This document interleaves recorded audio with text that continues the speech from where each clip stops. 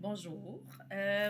Voici la deuxième capsule explicative pour les habiletés sociales enseignées aux élèves de première année concernant les quatre accords Toltec expliqués aux enfants. Donc, les quatre accords Toltec, c'est des principes de vie nous permettant de mieux vivre avec nous-mêmes et les autres. On a vu précédemment dans une première capsule la première règle des accords Toltec expliqués aux enfants, qui sont les règles du chevalier d'État moderne.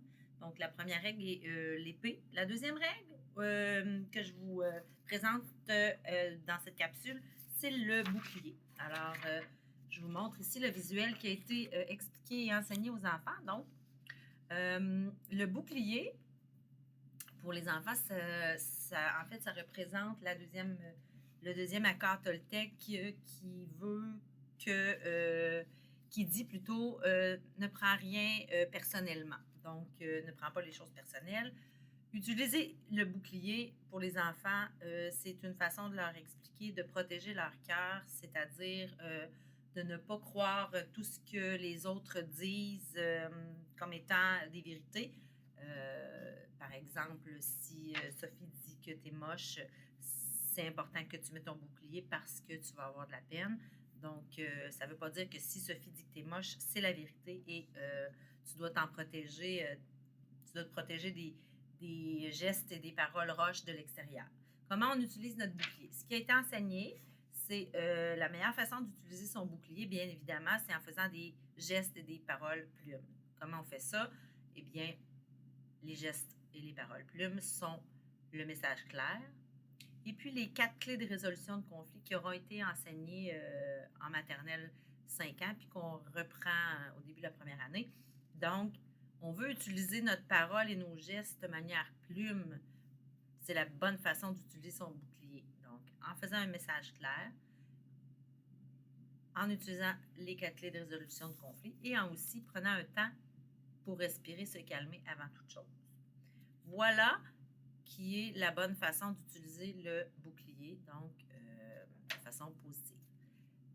Il est aussi possible, et puis malheureusement, ça arrive souvent dans la cour de l'école et à l'école en général, que les élèves utilisent leur bouclier de manière roche, parole ou geste roche.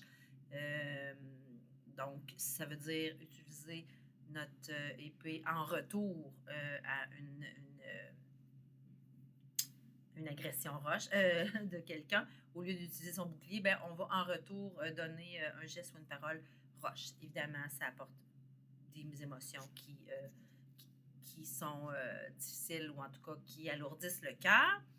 Donc, on enseigne aux élèves à utiliser leur bouclier et au lieu de retourner un geste ou des paroles roches quand ça nous arrive, ben, de prendre le temps de se calmer,